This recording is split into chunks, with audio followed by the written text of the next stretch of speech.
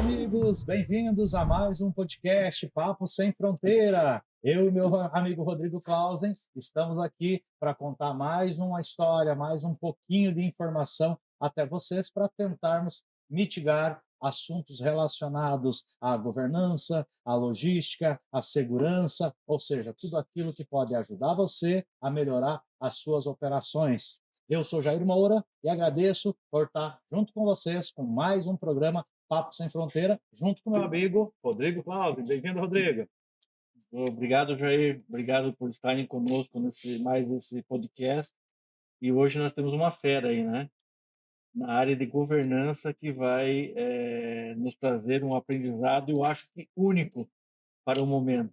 Já começamos, né, trazendo alguns livros. Aí aqui um presente para nós. Agradeço já de antemão ali e já faço a propaganda ali, porque dei uma olhadinha ali no sumário ali, muito interessante ali. Depois vamos comentar sobre isso aqui, mas quero apresentar o nosso amigo Marcelo Simonato.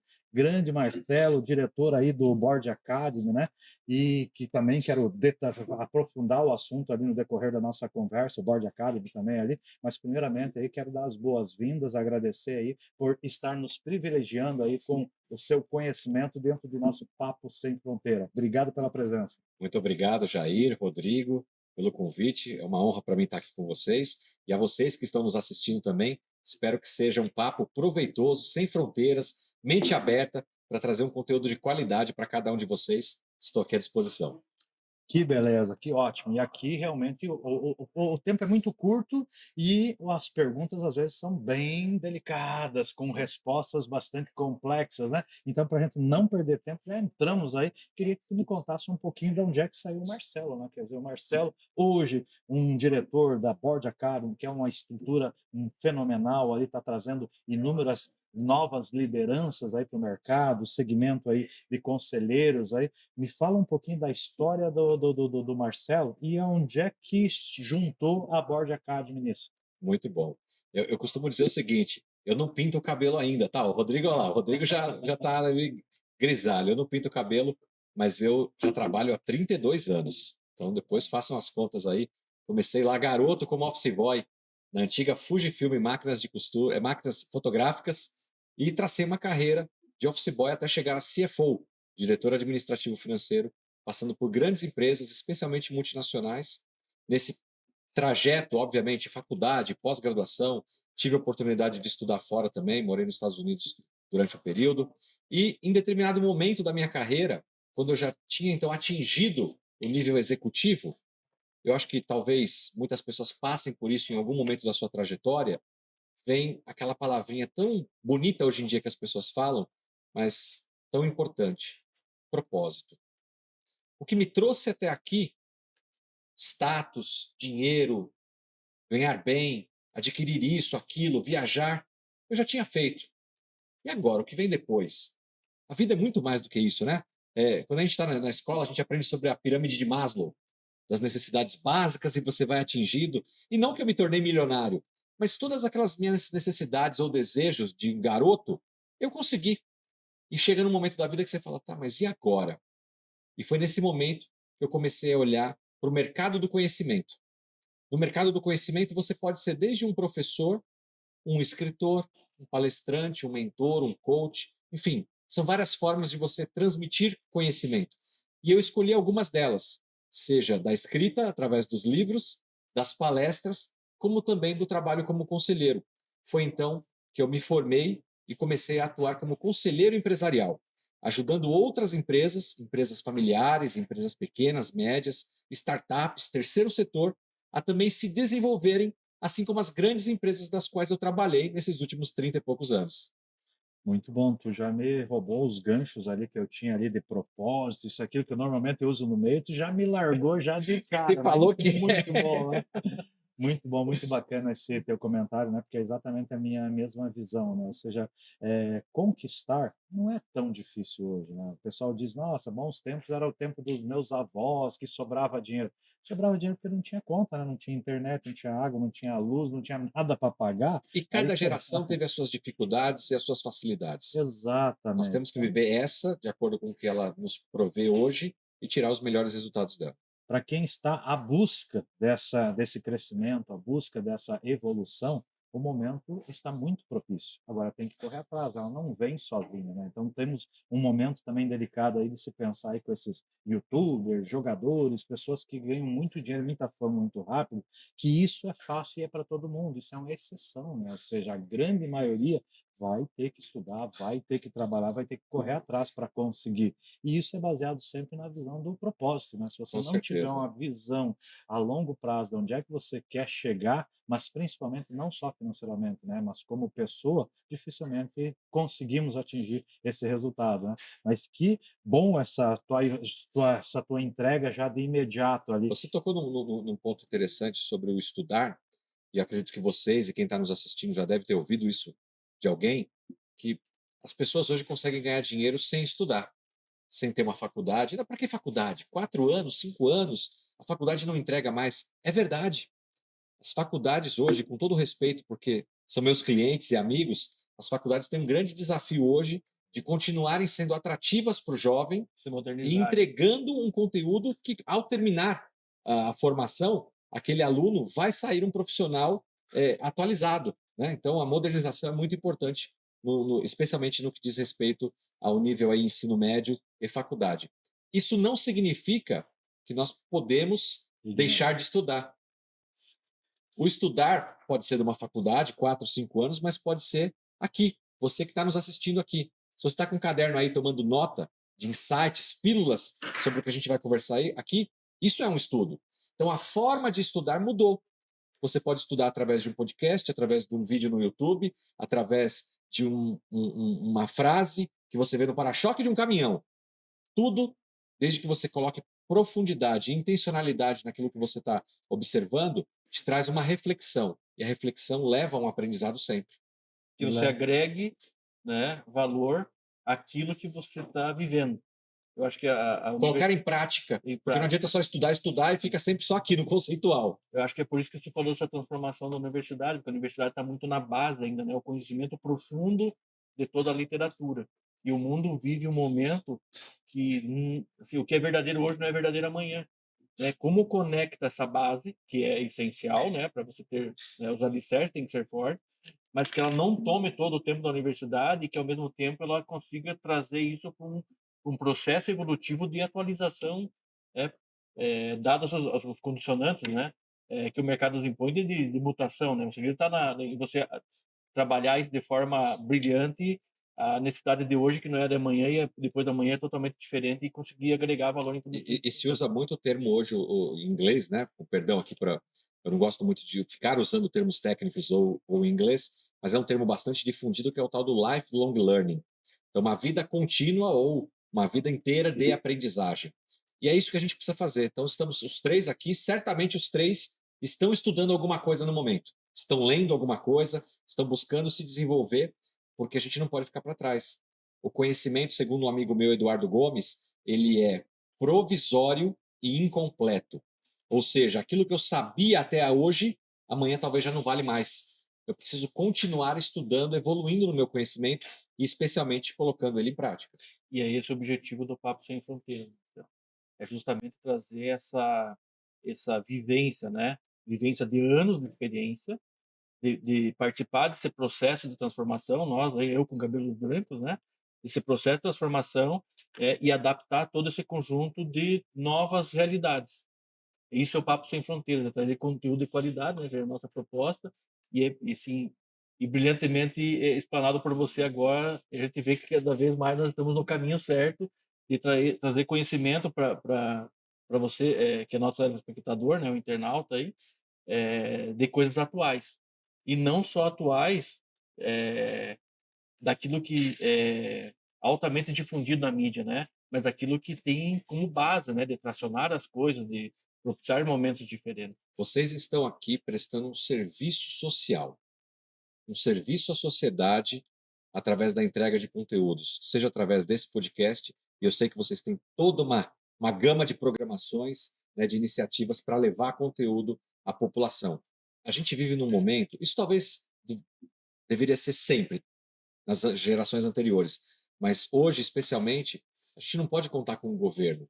E não no sentido do governo A ou B, não, não é isso. É que se a gente for ficar esperando que o governo resolva tudo, não tem capacidade. Então, cabe ao empresário, cabe ao executivo, cabe a cada um de nós, cidadãos, fazer a nossa parte. E vocês estão fazendo aqui um trabalho maravilhoso. Parabéns. Se aprofundando um pouquinho nesse viés ali, me parece que a gente teve uma quebra entre as gerações, né? Ou seja, hoje a gente tem muita facilidade da informação, tem o Google que nos diz tudo. E aí criou-se uma mentalidade que eu não preciso mais estudar, porque tudo que eu preciso está no Google. O pessoal perdeu a visão ali do especialista. O Google tem aquele negócio genérico, básico, comum.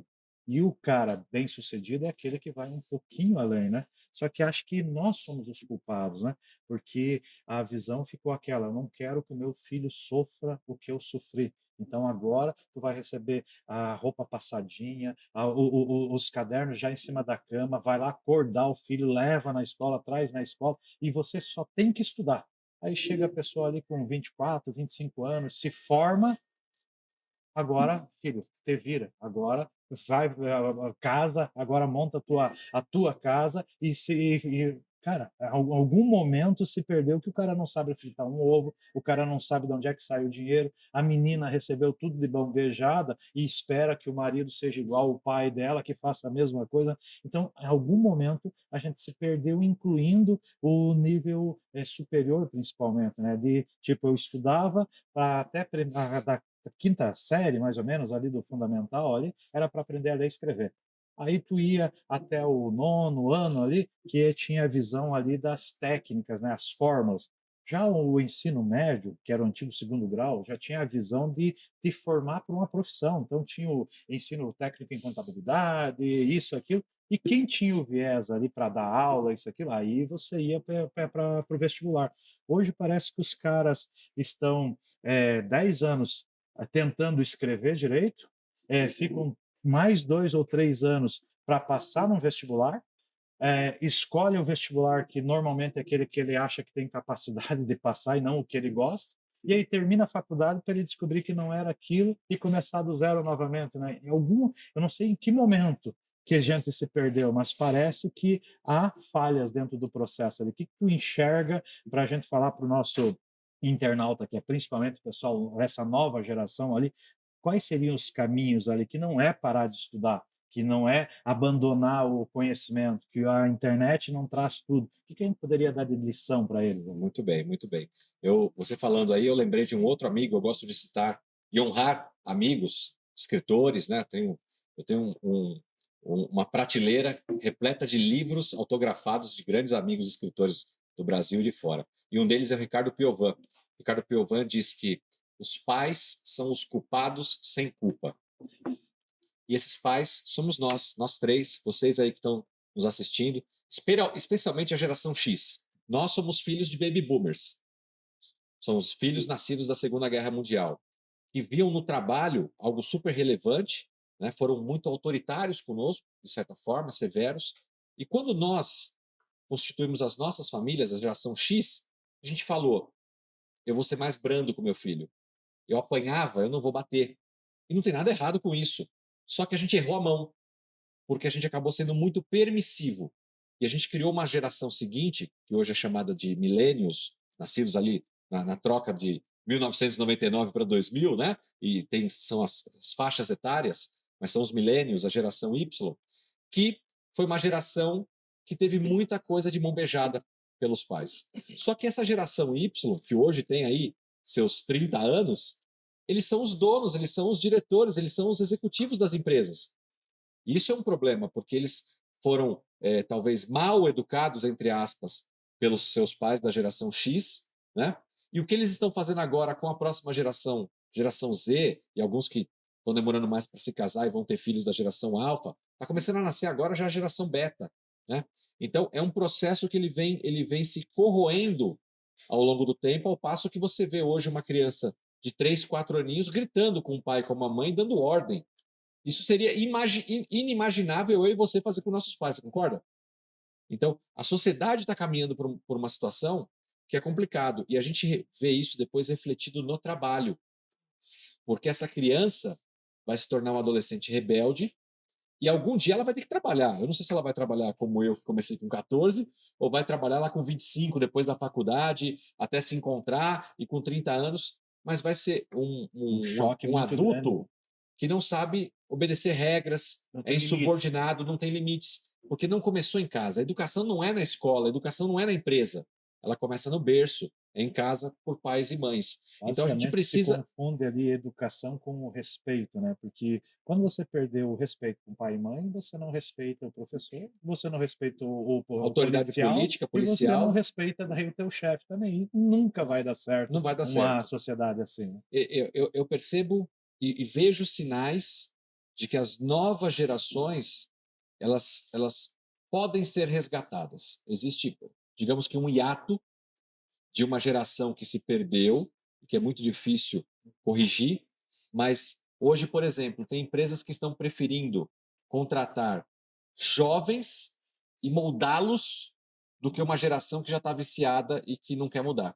Exatamente. Então, é muito engraçado você ver nas empresas pessoas 40 a mais, que estão tendo uma longevidade maior no trabalho. Antes as pessoas se aposentavam com 50 e poucos anos. Hoje a gente pode ir até 70 fácil. Que era o que falava que depois dos 50 você já não tinha mais Tinha serventia, não tinha empregabilidade, né? empregabilidade. Imagina, eu não me vejo deixando de trabalhar antes dos 70, né? E ao mesmo tempo, então, jovens entrando nesse trabalho que estão vendo nesses mais 40, mais 50, Espelhos do que mentores, né? Pessoas que seus pais mais jovens talvez não foram para eles como um exemplo ali de como eles deveriam seguir. Deveriam ter sido, mas não foram. Mas eu acho que isso passa pela aceitabilidade, né? E a aceitabilidade passa do pressuposto, no meu entendimento, de que você consiga se perceber, né, de que você não está certo. Quando você assume a condição de que você pode não estar certo, você se torna aberto, receptivo para receber uma carga de informações, processar isso, né, o que serve, né, para você, né, começar uma transição de mudança. Eu acho que quando você falou dessa mudança, né, nas empresas, isso passa por ter pessoas mais jovens que estejam mais abertas, né, para poder receber essa carga e aí serem pessoas e profissionais melhores do que são. Eu faço uma analogia ao viciado. E viciado desde um cigarro, bebida ou drogas, jogos, enfim, qualquer situação. Uma pessoa só pode ser curada de qualquer que seja o vício quando ela reconhece que ela tem um problema. Porque pega alguém que fuma e você fala para ele assim, cara, isso aí vai te matar. Ele, não, eu fumo de vez em quando, a hora que eu quiser eu paro. É sempre o mesmo papo. Aí, dá um piripaque lá, colesterol, coração, sei lá, alguma coisa, ele vai no médico. Aí o médico fala assim, o cigarro vai te matar. Aí ele cria um nível de consciência. Caramba, o médico falou que o cigarro vai antecipar a minha ida, Nem né? sempre é o gatilho, mas cria, né? Vou parar. Eu sempre falei que a hora que eu quisesse parar, eu vou parar, né? Eu vou parar. Aí ele descobre que ele não consegue parar. Cai a ficha, eu sou um viciado e sozinho eu não consigo parar. Esse é o momento que ele vai buscar ajuda. E pode ser de um profissional, uma terapia, um remédio, qualquer que seja, todas são válidas, desde que caia essa ficha. Fazendo então um paralelo ao que você falou. O jovem de hoje, ele precisa ter essa Cair a ficha. cair a ficha. Caramba, não vai dar para eu fazer a mesma fórmula que talvez que meus pais fizeram, porque o mercado é outro, a situação é outra. Então, se eu não agarrar com unhas e dentes, se eu não estudar, não dá para ser só youtuber, não dá só para trabalhar no celular. Tem muita gente ganhando dinheiro com isso? Tem. Mas tem muita gente perdendo dinheiro com isso. Então, assim, o celular, um e-commerce, faz parte de toda a cadeia e vocês atuam muito bem dentro dessa cadeia. Mas alguém tem que produzir, alguém tem que plantar, alguém tem que criar o animal que depois vai estar no meu prato para eu comer, não é assim? Alguém tem que projetar. Alguém tem que projetar. Então tem muito trabalho, muitas oportunidades e nem todo mundo está olhando para essas oportunidades como deveria. Sabe, Marcelo, você tocou no negócio. Sendo brilhante o teu posicionamento. Eu tenho um dos filhos meus, né? Ele é da geração videogame. Aí eu sempre falava para ele, né, desde pequenininho, não fica nisso que o videogame te condiciona. É um negócio maravilhoso. Eu entendi isso, entendi essa correlação com o Grigo numa palestra na Bordacari. Eu consegui entender isso ligando. E aí, ligando um pouco mais do que isso, na última Board Valley que teve, né, que o Dal Bosco fez uma palestra brilhante e ele explica essas gerações, né, antes do Baby Boomer, né? até a beta Até a agora, né? beta. Até a beta, e aí a relação de empresa, empregabilidade, né? Ele consegue mostrar essa transição. E eu sempre falava para o meu menino assim: então seja o melhor cara, seja o cara que cria o videogame, seja o cara que cria o hardware. Né, então vai num outro propósito. "Não, porque eu quero ser o melhor jogador", quando é pequenininho, "eu quero ser o melhor, vou ser o melhor jogador do mundo". Eu falei: "Você consegue entender que para você ser o melhor do mundo, entendeu, tem quantos milhões ou bilhões de meninos", não estou desestimulando. Eu sempre falei: "Entenda Abra mais o a que mente. você quer e o quanto de entrega tem que ter". Porque se você vai ser o melhor, programador do mundo, entendeu? Você tem um universo muito mais amplo, o melhor do Brasil, o melhor, né? Mas quando eu quero ser o melhor jogador do mundo, eu entro num um nicho muito restrito. Todo mundo quer ser presidente de uma empresa, mas você já viu como é que é a pirâmide? O quanto você tem que começar lá, né? Office boy, né? Coordenador, supervisor, Eu gerente, tenho, né? E vários níveis de gerência, vários níveis de alta gerência, eu diretoria. tenho uma outra frase, essa frase é minha mesmo, que diz o seguinte: o sucesso pode ser obtido por todos, mas nem todos terão sucesso. E por quê? Porque nem todos estão dispostos a pagar o preço. O preço de estudar um pouco mais, de se dedicar um pouco mais no trabalho, de fazer aquela hora extra necessária. Quantas vezes, e você é empresário, você vê isso. O horário de expediente é 5 horas. 10 para 5 o pessoal já está desligando o computador, já está indo para o banheiro se arrumar. E não importa o tipo de problema que está na sua frente, né? Eu desligo e é o problema da empresa, não é Não é mais o o bater o meu. cartão, mas é realmente ser Comprometimento. solucionador de problemas. Né? É o patrão olhar para aquele e falar assim: aquele ali resolve. E quem resolve tem sempre as melhores oportunidades. As oportunidades chegam para as pessoas que abraçam realmente a causa, vestem a camisa da empresa e solucionam problemas. É Que isso. tem atitude e estão dispostos a pagar o preço, correr o risco Quando tu de estar fala na em frente. oportunidade ali, é a visão de onde é que estão essas oportunidades, né? Quando você está ali para crescer, para aprender, essas oportunidades vêm. Um exemplo, o agro. Como é que nós chamávamos aí o pessoal do agro alguns anos atrás? Não, esse é colono, esse aqui não, Os os caipiras, caipira. Hoje o cara tá lavrador. com caminhonetão, tá com uma casa gigante, piscina, tá com um Tem muita avião. tecnologia no agro. É um Exato. mercado vasto. E aí, trazendo, se você me permite, para o nosso mercado, que é o mercado de conselheiros, né? A Board Academy, que é a empresa onde eu atuo como diretor, nós somos uma escola de governança que forma conselheiros que vão apoiar os empresários. Só para você ter uma ideia, nós atuamos em nível nacional, mas obviamente por conta da região sudeste ser a mola propulsora de negócios do Brasil, cerca de 55% dos nossos alunos, que são Então, executivos, pessoas com uma vasta bagagem profissional, são oriundos aqui do Sudeste. Né? Então, eles se formam na Board Academy. E quando eles se formam na Board Academy, como conselheiros, eles vão buscar ajudar as empresas da onde? Da região Sudeste, da cidade onde eles estão. E o que eu falo para eles? Gente, olha o tamanho do Brasil. Tem todo um norte, um nordeste, um centro-oeste, um sul do país precisando de ajuda e você está pescando no mesmo aquário, tal do Oceano Azul, Oceano Vermelho, né? Tá todo mundo só pensando aqui em São Paulo. Tem muita oportunidade aqui, mas por que você não abre um pouco, expande um pouco sua visão e vai ajudar empresas numa outra região do Brasil, né? Me formo em medicina aqui, sou médico. Cara, quanta cidadezinha de uma prefeitura. Eu tenho uma cunhada que ela se formou em medicina e ela atua em pequenas cidades do Rio Grande do Sul. Está nadando de braçada, é lugar onde ninguém quer ir. E ela vai lá e tem 3 pessoas importantes na cidade: o prefeito, o delegado e ela. Nesse nível, 7 mil pessoas, 15 mil pessoas. Mas não, eu quero a região sudeste, onde as coisas acontecem. Aquilo que você falou, ampliar um pouco a visão. Tem um mercado gigante, oportunidades enormes por todo o Brasil, e a gente fica, às vezes, muito concentrado. Eu li uma pesquisa outro dia que diz que, de forma geral, isso é Brasil, tá? Não é europeu, não é americano, nem oriental. O brasileiro, 45% dos brasileiros nascem e morrem no mesmo bairro que nasceram. Ou seja, eu não consigo nem mudar de bairro, quanto mais mudar de cidade, né? Imagina isso. metade quase da população que não tem uma visão do futuro, que não tem uma visão diferenciada para mudar. Isso é muito ruim, que acho que tem a ver com o que a gente comentou antes, né?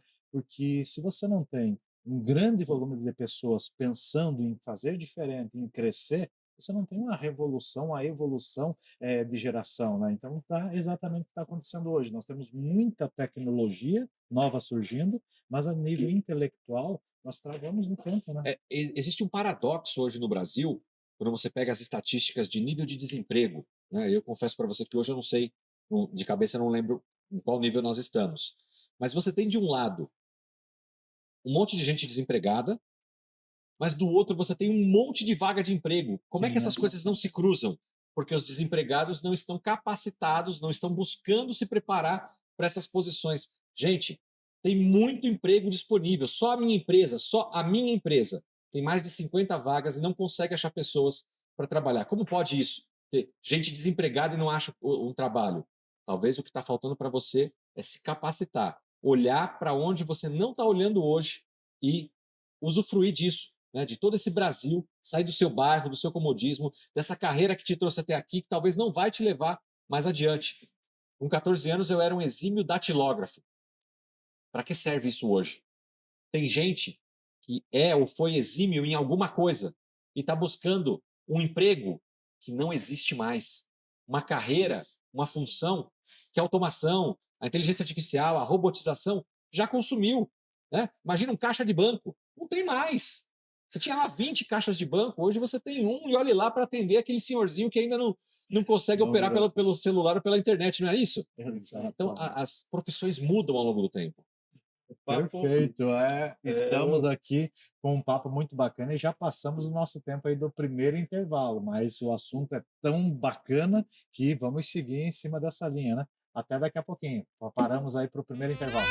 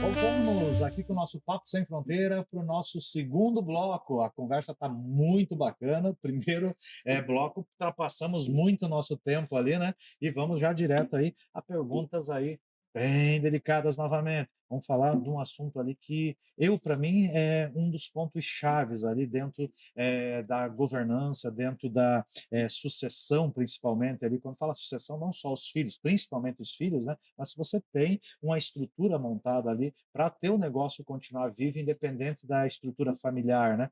Eu queria, com o conhecimento que você tem aí do Board Academy ali, vi que é o foco principal de vocês, essa visão, que me comentasse um pouquinho aí como é que vocês enxergam a situação hoje das empresas, como é que elas estão preparadas, estão numa linha correta, a gente viu as dificuldades da formação das nossas pessoas aí no primeiro bloco, né? Como é que está as empresas, como é que está a saúde delas hoje? Muito bom. Obrigado por trazer esse tema em foco, porque isso é uma dor hoje de muitos empresários, muitos fundadores, né, donos, proprietários de empresa, que trabalharam para criar um negócio, às vezes com muita dificuldade, sem estudo, sem ensino, e hoje com 30, 40 anos aí de existência da sua empresa, olham para um patrimônio, um grupo constituído, mas olham para dentro de casa e não veem pessoas para darem seguimento nessa empresa. É bom a gente dizer também que existe uma diferença brutal no que diz respeito a herdeiros e sucessores. Eu posso ter um filho, um neto, um sobrinho, um familiar que é meu herdeiro. Então, quando eu me for, eles receberão parte do meu patrimônio. Inclusive, herança só se distribui depois da morte do dono de algo. Né? Tem muito herdeiro querendo me dá a minha parte, parece lá o filho pródigo da história bíblica, né? Isso. Pai, me dá a minha parte agora. Mas você está matando o pai? O pai não morreu ainda. Então, herdeiro só recebe depois que aquele proprietário, aquele pai, aquela mãe se Ou que foi. você predispõe a fazer isso Em vida, né? né? Mas sucessão é outra coisa. Sucessão é quem vai assumir a empresa no meu lugar. Seja porque eu estou me planejando para aposentar, ou porque em algum momento, de fato, vamos deixar esse plano. No processo de sucessão, há uma grande dificuldade para os donos, proprietários, homens, mulheres, enfim, de empresas, enxergarem nos seus herdeiros possíveis sucessores. Um ato de amor dos pais é olhar para os seus filhos, identificar quem de fato tem talento e desejo de dar sequência na empresa. Porque o meu filho, ele pode querer ser advogado, arquiteto, jogador de futebol, qualquer outra coisa, e está tudo certo. Só que eu quero e obrigo esse filho a estudar engenharia para seguir o pai e tocar a empresa. Vai ser um profissional frustrado, vai ser um profissional que provavelmente não vai levar a empresa para o próximo patamar, talvez pelo contrário, vai ajudar a empresa a fechar, e essa empresa talvez não chegue na terceira geração. Que é uma realidade Uma brasileira. realidade brasileira. Poucas empresas chegam na terceira geração. Empresas com 100 anos do Brasil, você pode contar nos dedos. Né? Infelizmente, é a nossa realidade. Diferente da Europa, que nós temos empresas familiares que estão na sétima, na 15ª geração. É uma coisa assim bonita de se ver. Né? O Malta até comentou isso, né? Tem empresa lá com mais de 600 anos, né? Passando de Passando geração. de geração por geração. Por quê? Desde a origem familiar ali, desde as crianças, elas já são envolvidas no negócio.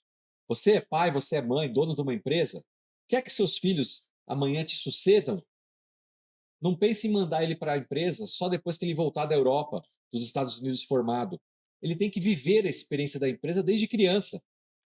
Os principais casos de sucesso foram aqueles onde as crianças, nas férias, pequenos, já iam para a empresa, iam brincar na empresa, gostavam daquele ambiente e foram se formando, e às vezes em atividades distintas. Um queria fazer engenharia, ok, mas o outro era mais de finanças, o outro era de RH, de vendas, enfim. Deixou-se que a formação fosse de acordo com as aptidões de cada um deles, mas eles respiravam e passaram a amar a empresa. Logo, a sucessão se torna algo natural e não traumática, como muitas vezes, não vou preparar o meu filho porque eu não tive estudo, então eu mando ele estudar fora, melhores faculdades, e agora, filho, vem para cá. Não, pai, você me mostrou que é bom, eu não quero trabalhar igual você do jeito que você trabalha nesse negócio, não. Então a sucessão é um processo muito sério, mas que um conselho, uma empresa que organiza seu processo de governança, instaurando um conselho formado por conselheiros experientes, como o Rodrigo, como eu, como outros colegas que nós formamos na Board Academy, pode ajudar muito esse empresário, essa empresária, a passar por esse processo de sucessão, seja na mentoria dos filhos, na escolha dos filhos, ou mesmo olhar para aquilo e falar assim: não, os filhos vão ser herdeiros. Deixa os filhos ficarem no conselho, te apoiando à distância, e vamos profissionalizar a empresa. O que é profissionalizar a empresa? Trazer profissionais de fora ou promover pessoas de dentro mesmo, que serão os executivos da empresa, que vão tocar a empresa no lugar dos seus donos. Muitas empresas, a família está no conselho e tem lá executivos, diretores contratados que tocam o dia a dia da empresa, justamente porque os herdeiros não têm essa habilidade. Então, de novo, eu volto na questão do amor. Quer ter uma empresa que vai se perpetuar? Talvez o melhor que você possa fazer é manter o seu filho como herdeiro no conselho do que tentar colocar ele como presidente, porque ele pode fechar a sua empresa. Exatamente. Muito, muito bem colocado ali, quando falamos dessa visão de herdeiro e a visão de gestor, a visão de CEO, né? que elas não se casam, né? Não. Ou seja, o idealizador do negócio, né? Quem fundou o negócio tinha uma visão e teve diversos precalços que passou no decorrer do tempo para atingir aquele resultado. Não quer dizer que a sucessão tenha que cometer os mesmos erros ou a mesma história, mas o que tem que ficar claro ali é algo que todo mundo ignora hoje ali, que é a visão, missão, valores. Se está claro o que é o negócio, o que é a empresa, qualquer um pode tocar, né? Qualquer um pode atingir o resultado. Claro que sendo bem remunerado, que esteja num processo a médio e longo prazo, né? Porque hoje também tem o outro lado, né? Ah, eu quero CEO. Eu estou com um problema, contrato o melhor CEO, mas é para te vir resolver o problema e não resolver, tu é incompetente. Cara, se o problema já existe, é porque alguém fez uma coisa muito errada no passado, e não é qualquer um que vai resolver de maneira fácil, tem que dar o tempo ao processo, né? Então, o que vocês levam no Board Academy é justamente isso, é preparar esses ambientes, preparar, se tu tem a pessoa certa que você quer que faça a sucessão, vamos preparar ela, vamos deixá-la dentro da empresa, vamos fazer ela criar amor pelo negócio. Agora, se você não tem, também não tenta forçar, vamos preparar executivos para fazer essa gestão. É mais ou menos isso, um resumo, então, que eu entendi? Exatamente. Não, você exemplificou, contextualizou exatamente o que eu trouxe. O Rodrigo sabe de uma frase que eu uso, que é a seguinte: toda empresa ela tem, no mínimo, 4 futuros, 4 opções de futuro. E aí, nós temos empresários aqui, imagino, nos assistindo, né? Eu vou falar com você, empresário. A sua empresa, ou ela vai passar por um processo de sucessão, então você identifica aí na sua família, se é um filho, uma filha, um neto, enfim, alguém dentro do seu rol familiar que pode te suceder na empresa, nesse processo de transição, que deve ser preparado quanto antes melhor. Não espere ele se tornar um adulto para lá na frente pensar na sucessão. Já traga para o jogo ali adolescente, já vai envolvendo, já vai preparando para um processo sucessório. Pode ser que você não tenha sucessores ou seus herdeiros sejam muito jovens. Imagina pais que se casaram e tiveram filhos muito tarde. Então você está com 50, 60 anos e tem um filhinho lá de 3, 4 aninhos. Você fala, o quê? Se eu tiver que esperar esse menino ter 20 e poucos anos para me suceder, eu já estou com 80 e poucos anos, não aguento trabalhar tudo isso. Né? Então tem cenários e cenários. Então sucessão não é para mim, Marcelo. Talvez o caminho seja o processo de profissionalização, que é você então identificar dentro do seu rol de funcionários alguém que tem essa aptidão, essa capacidade de ser preparado para ser um presidente, um diretor-geral, um executivo, alguém que vai tocar a empresa no seu lugar, enquanto você curte a praia, a chácara, vai viajar. Não significa que você perdeu a sua empresa. Você vai para uma cadeira de conselho, você acompanha e segue ali todos os ritos da sua empresa, mas através de um outro olhar, não de execução operacional todos os dias, mas numa cadeira de conselho. A terceira opção seria você vender a empresa. Marcelo, eu não tenho sucessores diretos, ou vai levar muito tempo para um filho meu estar preparado, não quero esperar. Eu não confio em colocar ninguém no meu lugar, então para você o caminho é vender a empresa. Vender a empresa. Marcelo, eu também não quero vender a empresa, então eu vou te falar qual que é o futuro da sua empresa. Ela vai fechar. Porque o dia que você morrer, ninguém mais toca essa empresa. Você não preparou o sucessor, não tem um profissional dentro que vai tocar e você não quis vender. Seu cônjuge, alguém vai ter que vender essa empresa ou fechar depois que você se for. Então, esses são os destinos de uma empresa. Por que a gente não, de forma muito racional, se prepara hoje para esse futuro? O futuro que nós queremos, já dizia Peter Drucker, né, planejamento não diz respeito ao que vai acontecer no futuro, mas às decisões atuais que implicarão como vai ser o meu futuro. Então, numa visão ali do cenário mais crítico ali, eu não tenho solução, é vender. Aí entra um outro assunto aí que é a valuation do negócio, né? Como saber que quem montou acha que o negócio vale um X, né? E quem está comprando acha que é um Y. Como é que funciona essa tabela, esse modelo do mercado? Muito legal. Uma coisa que eu esqueci de dizer é o seguinte: seja num processo de sucessão, num processo de profissionalização, num processo de venda da empresa, ou mesmo de fechamento da empresa de forma honrosa, pagando todo mundo. Você não precisa fechar a empresa saindo devendo no mercado. Existem formas de se fechar uma empresa de forma honrosa, né? Com o nome limpo. Nos 4 modelos de futuro aqui, a implantação de um conselho pode ajudar muito a empresa. Muito. Mas vamos pegar aqui o gancho do processo de venda. Você imagina o seguinte, eu tenho lá uma empresa, vamos deixar de uma forma simplória, um supermercado? Eu tenho um supermercado. E esse supermercado, eu constituí ele há 20, 30 anos atrás, ele foi crescendo junto com o bairro, hoje é o supermercado do bairro, a referência. Todo bairro compra no meu supermercado. Só que eu estou cansado, não tenho sucessor, não quero deixar na mão de nenhum gerente, então, vou vender, né? O que tem por trás daquele supermercado? Número um, tem anos do meu suor. Tem gente que fala, inclusive, que o supermercado é o filho mais velho daquele dono, daquela dona, né? Ama mais o supermercado, às vezes, do que os filhos. E é verdade. O cara entregou uma vida ali dentro. Segundo lugar, esse supermercado, ele tem um nome, uma marca. Isso tem um valor, certo? O nome dele, a marca dele. Às Terceiro, vezes o sobrenome dele, o nome da família, né? isso, tem uma questão de reputação na cidade, né? Às vezes é o nome dele que está ali no mercado. Terceiro, esse mercado, ele tem números, ele tem estoque, ele tem equipamentos, né? Isso tem um valor. Você adquiriu caixas, você adquiriu freezers, tudo isso, o patrimônio, um ativo fixo, tem um valor. O estoque tem um valor, o contas a receber tem um valor. Então, tudo isso também tem um valor. E quarto lugar, tem a projeção do futuro desse supermercado. Esse supermercado vai continuar faturando o que fatura, vai aumentar o faturamento, o lucro que ele deixa hoje vai aumentar ou vai diminuir. Então, tem vários critérios a serem analisados na hora de você valorar uma empresa para venda. Só que tem um quinto elemento, que esse quinto elemento vale mais para o dono que quer vender do que para quem está comprando, que é justamente a paixão pelo negócio.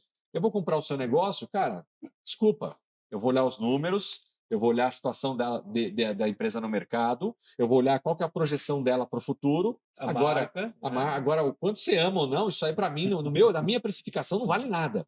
E aí começa o braço de ferro entre comprador e vendedor.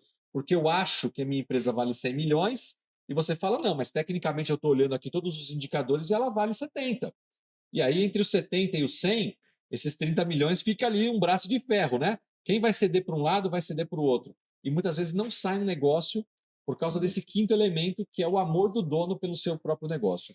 Um conselho instaurado, ele ajuda, primeiro, a baixar um pouco o ânimo dos proprietários em relação a esse amor. Não é que ele vai perder, mas é trazer o dono para um nível de consciência maior, de quanto de fato vale o negócio, e o que ele vai ganhar, nesse meu exemplo básico aqui, se ele vender a empresa por 70, por 80 e usar esse dinheiro para um investimento, usar esse dinheiro para realizar os sonhos que até então ele não realizou na vida, porque ele está lembrando do meu amor, do que eu vivi nesse mercado até agora.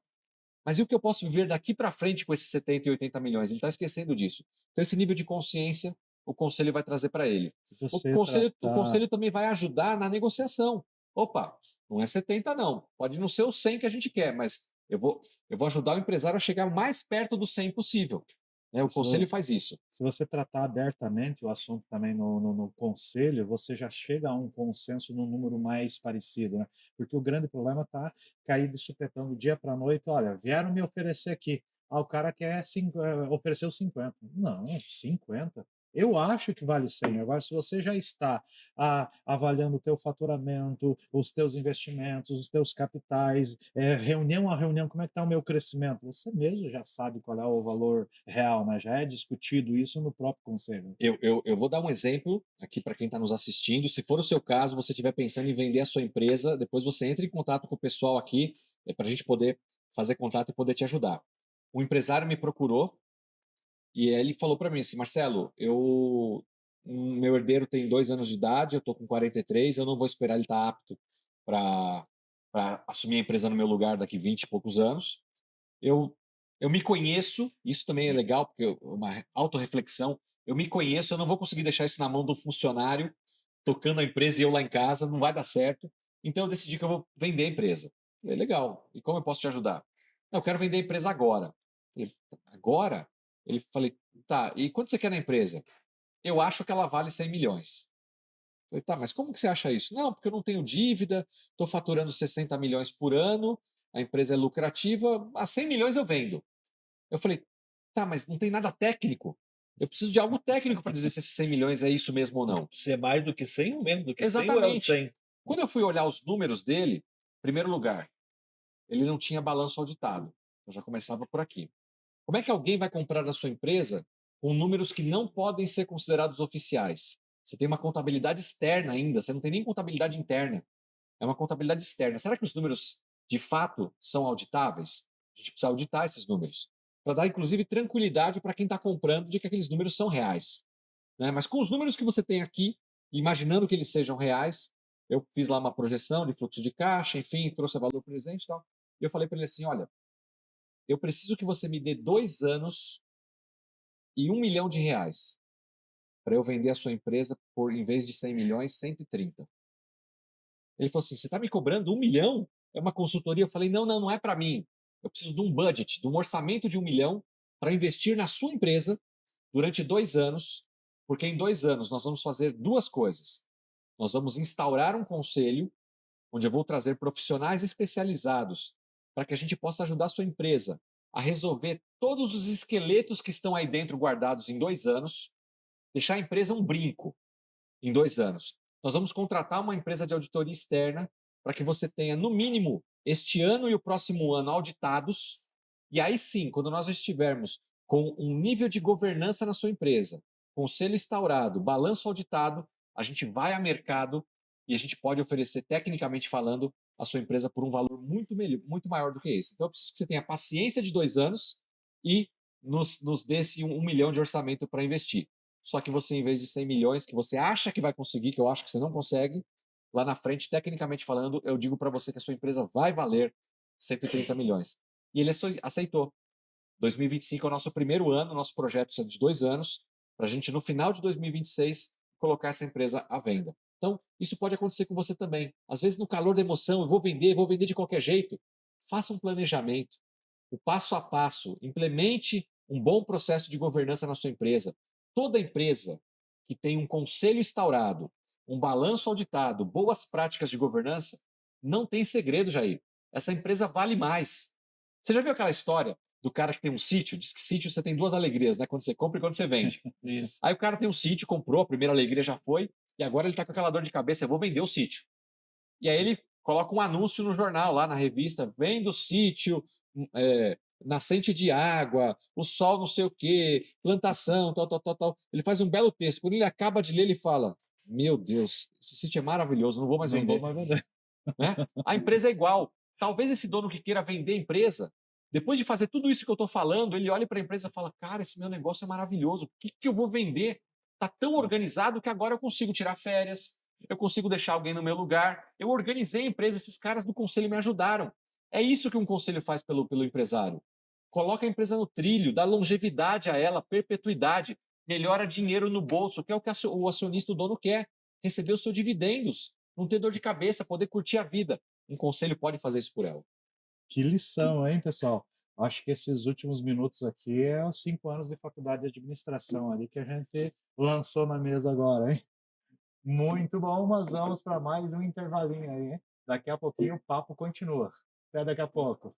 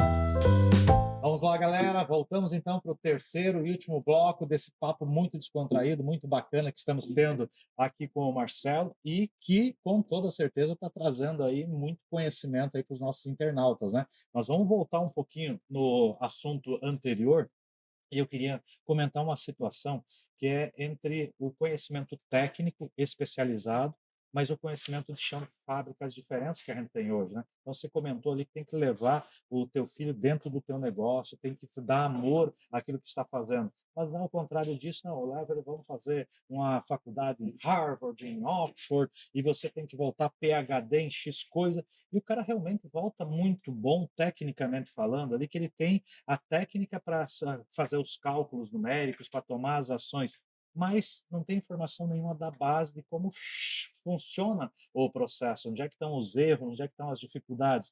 E ele é o tomador de decisão, mas o problema está aqui no chão de fábrica. Nós, com produtos técnicos, hoje temos essa dificuldade. Como tirar o problema lá da operação e conseguir chegar ele no tomador de decisão, ou como formar esse tomador de decisão para que ele entenda o problema no cenário completo. O conselho também pode ajudar nessas situações? O conselho não só pode ajudar, como o conselho também deve conhecer o chão de fábrica, a operação.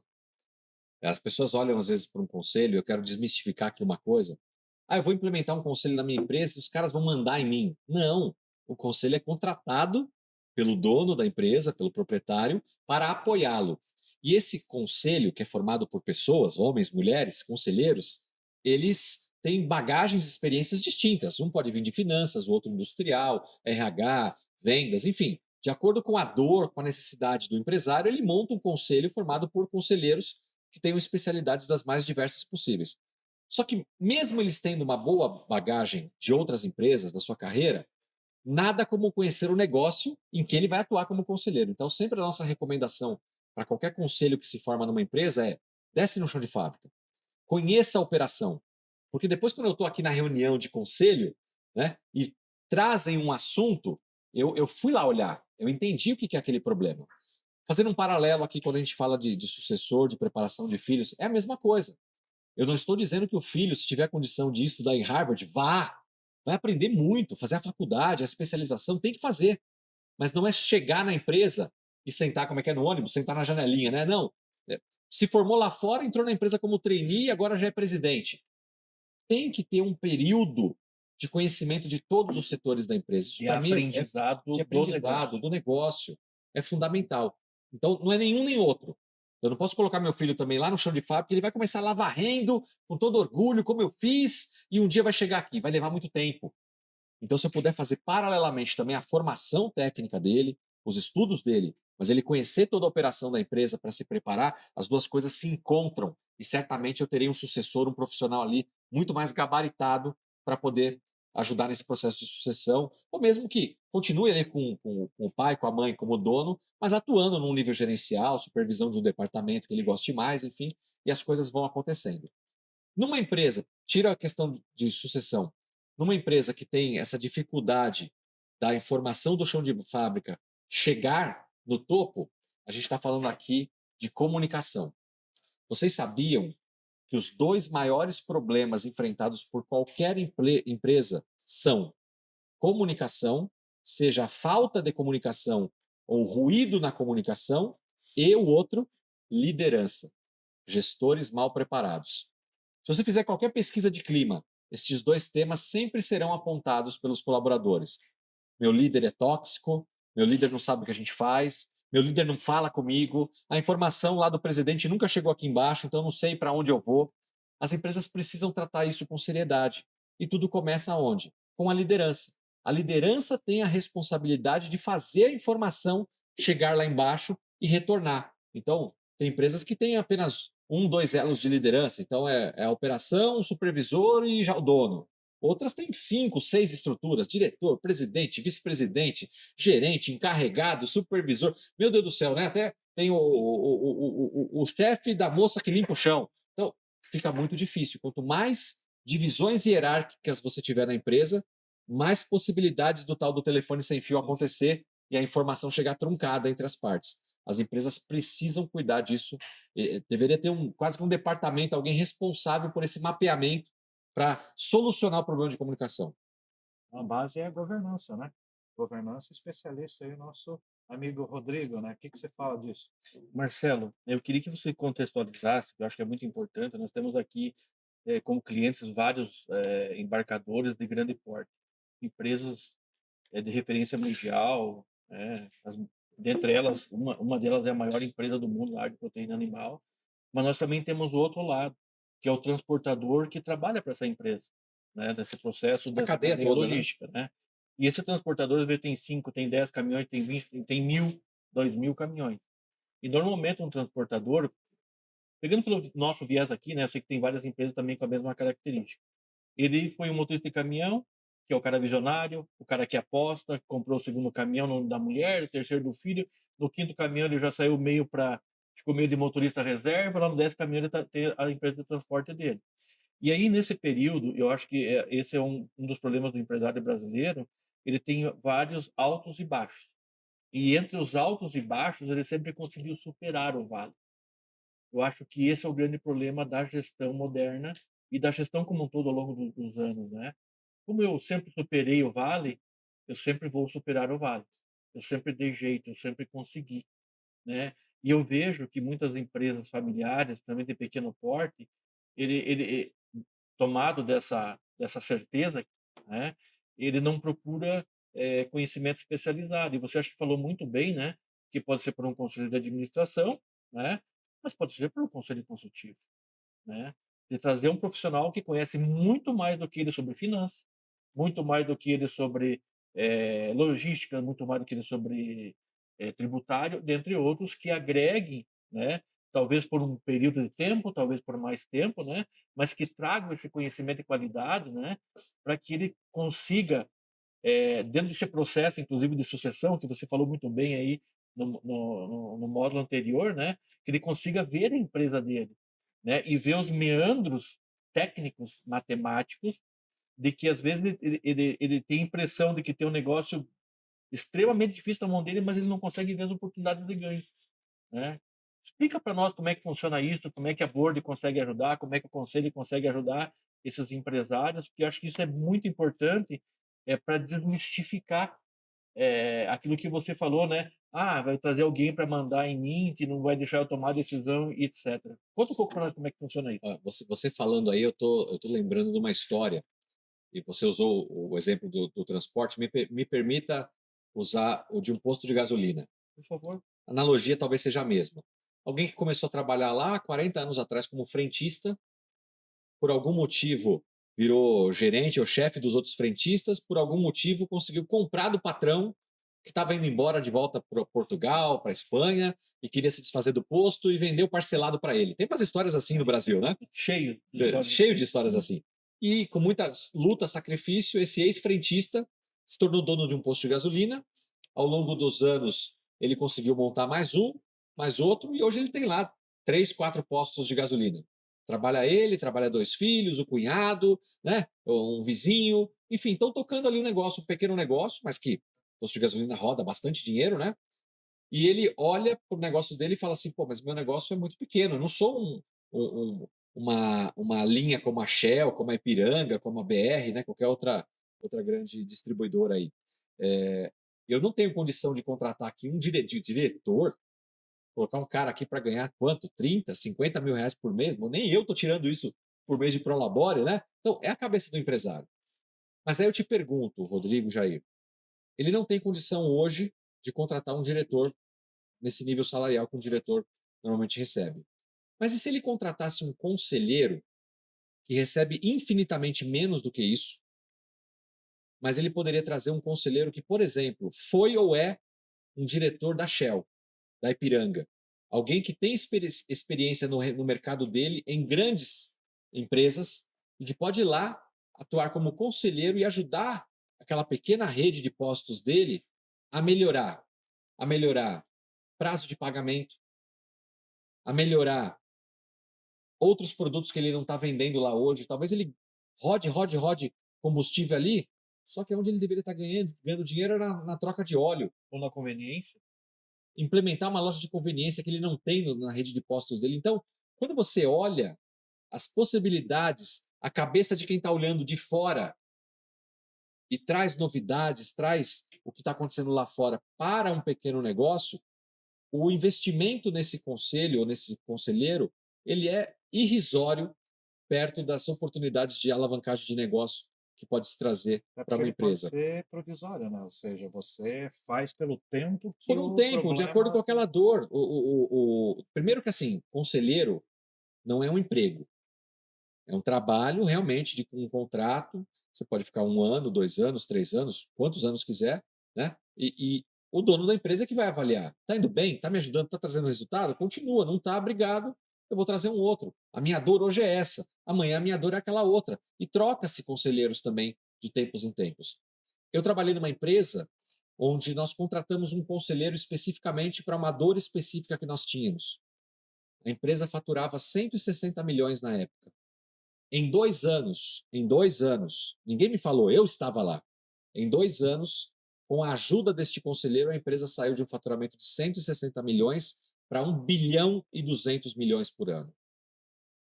Esse conselheiro nos ajudou, abriu portas, fez a gente enxergar oportunidades que nós não estávamos enxergando. Então, isso só para citar uma das possibilidades que um conselho pode ajudar a empresa.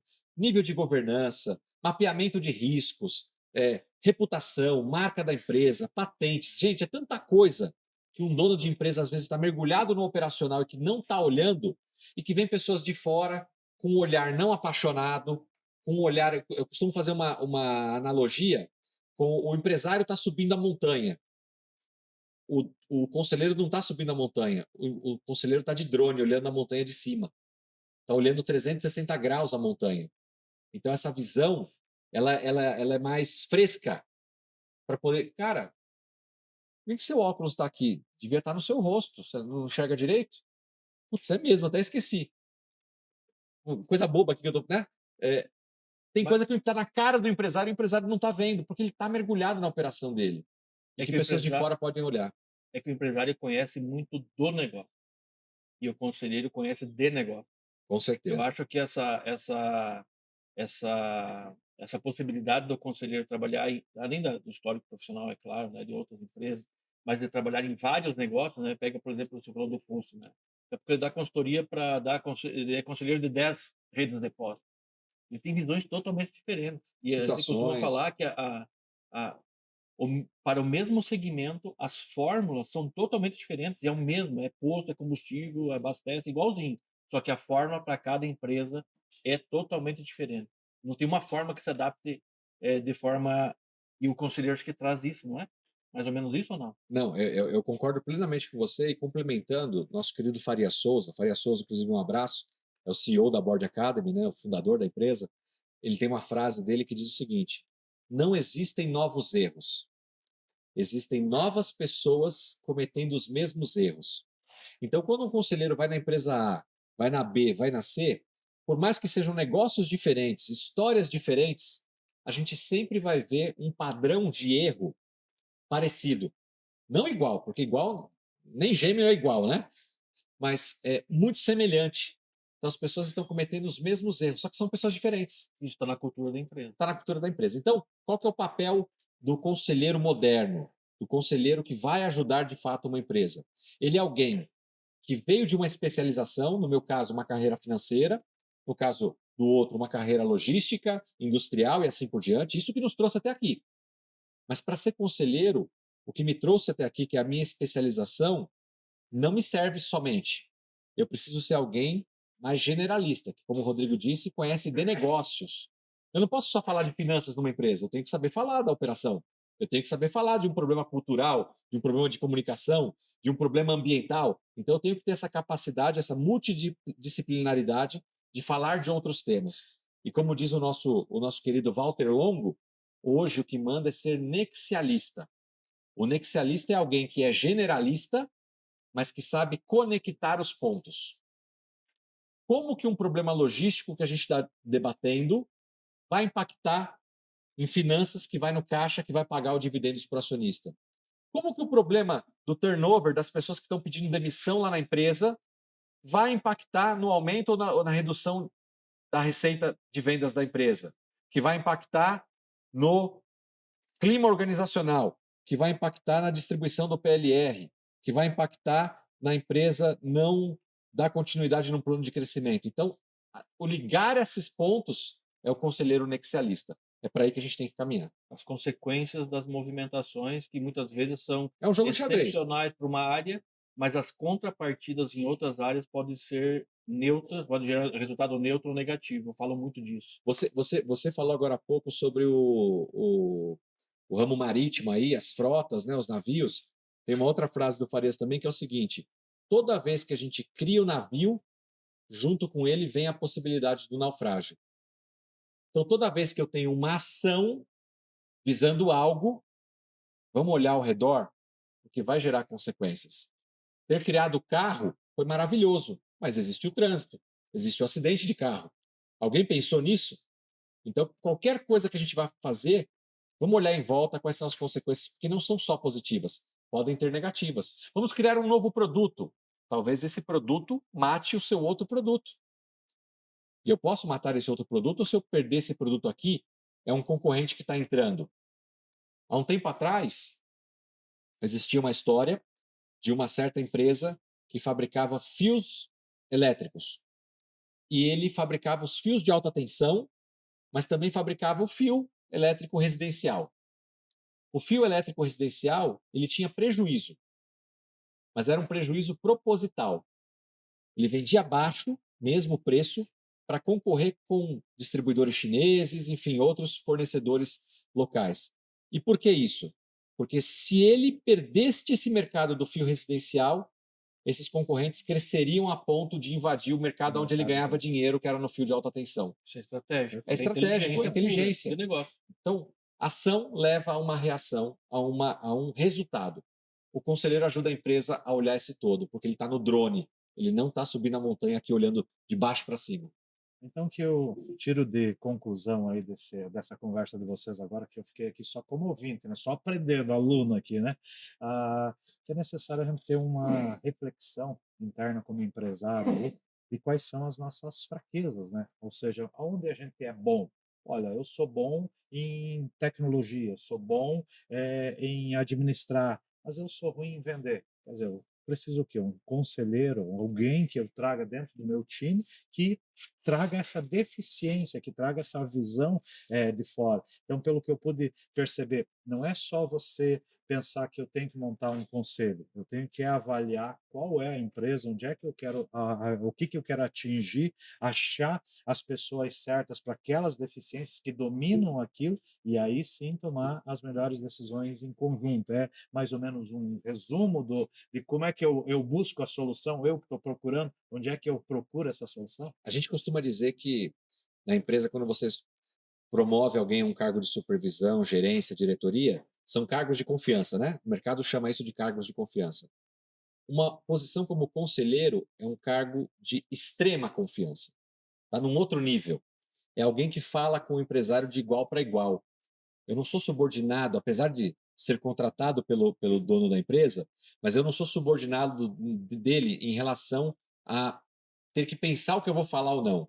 Eu falo de igual para igual, um experiente falando para outro experiente, no melhor dos interesses de ajudar esse empresário na sua empresa. Diferente de um subordinado que vai estar sempre aquele melindre. Não, mas se eu falar isso para o patrão pode não gostar, vai me mandar embora. O conselheiro não tem isso.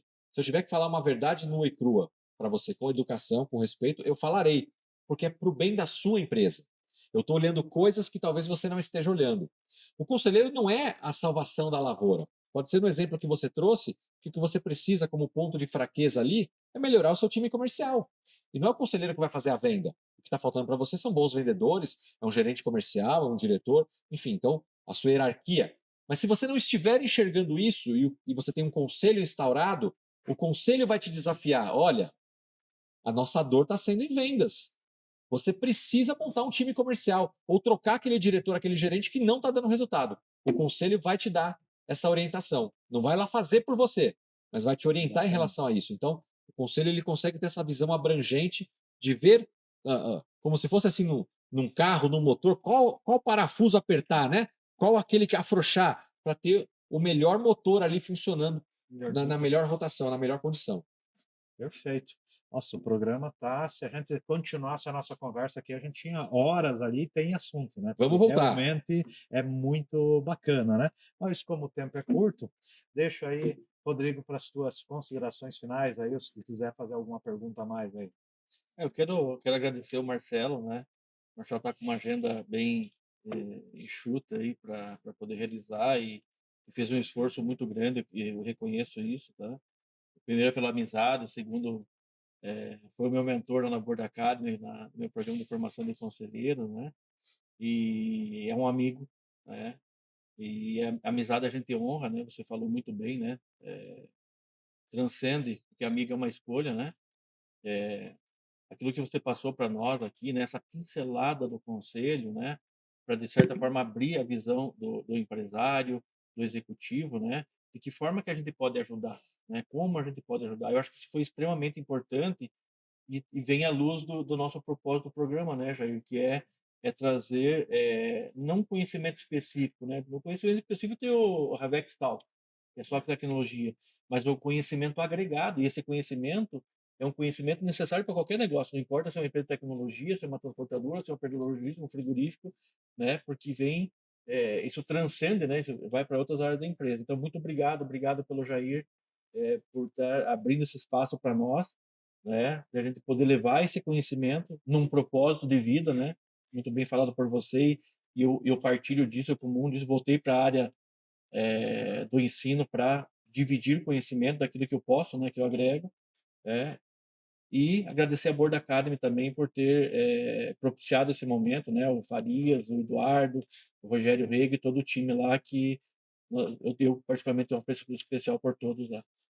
Muito bom. Só temos a agradecer, Marcelo, aí, pela oportunidade, por esse conhecimento que foi transmitido, com toda a certeza vai agregar bastante para os nossos internautas, né? E que com certeza vão precisar de outros programas, né? Porque tem muita coisa ainda a ser debatida, né?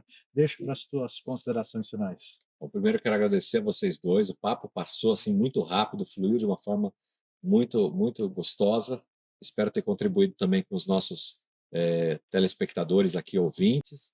Né? Deixar aqui os meus canais de contato. Marcelo Simonato, você me encontra no LinkedIn, no YouTube, Facebook, Instagram. Estou sempre disponível para todos. E eu queria, se você me permite, Por favor. pegar um desses livros aqui. Então, são todos os meus livros. Você encontra os meus livros aí nas principais livrarias. Mas se quiser receber em casa, aí com uma dedicatória, marcelosimonato.com/loja, você encontra todos os livros ali, pode adquirir. E um deles é esse livro aqui, o Galileu. E tem uma frase aqui no final, que não é uma frase minha, mas do meu querido amigo Mário Sérgio Cortella, que ele diz o seguinte: Jesus jamais dividiu pães e peixes. Se tivesse feito isso, jamais teria alimentado tantos. Ele repartiu, partilhou. Porque o que se divide acaba, mas o que se partilha se multiplica. Foi o que a gente fez aqui hoje. Nós compartilhamos conteúdo, conhecimento, experiências de nós três para que possa multiplicar na vida daqueles que estão nos assistindo. Então, parabéns por esse propósito genuíno que vocês têm aqui nesse programa de levar conteúdo de qualidade para todos. Que mensagem inspiradora aí, né? Nos leva aí a persistir, a correr atrás para seguirmos no caminho que estamos fazendo, né? Só tenho a agradecer e ficamos por aqui. O Papo Sem Fronteira termina no dia de hoje, mas todas as sextas-feiras, às 19 horas, novas programações. Até uma próxima. Grande abraço a todos.